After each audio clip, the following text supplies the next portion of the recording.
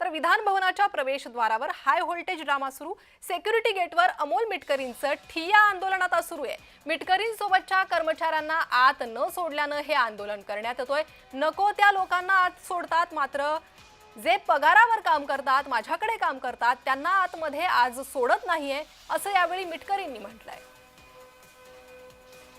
तर एकीकडे विधान भवन प्रवेशावर कठोर नियम करण्यात आलेले आहे आणि त्यानंतरच हा प्रकार घडलेला आहे। अधिक अपडेट घेणार आहोत आमचे प्रतिनिधी शुभम उमाळे यांच्याकडून। शुभम, काय नेमका प्रकार घडतोय? प्रणिता, आपण बघितलं तर या ठिकाणी काही पासेस आहेत तर त्यांना बंदी आहे आज आतमध्ये येण्यासाठी आणि त्यामुळे विधान भवन प्रवेशद्वारावर चांगलीच गर्दी जी आहे ती झालेली आहे। आतमध्ये येण्याचं गेट असेल आणि सोबतच जे जिथे सिक्युरिटी केबिन गेट आहे त्या ठिकाणी देखील गर्दी जी आहे ती होताना आता हळूहळू दिसून येत आहे। त्यामध्येच आमदार अमोल मिटकरी हे सध्या गेटवर जे आहेत आलेले आहेत आणि ते त्याच ठिकाणी ठिय्या मांडून बसलेले आहेत, कारण की त्यांच्या स्टाफला जे आहे ते आतमध्ये सोडण्यात येत नाहीये।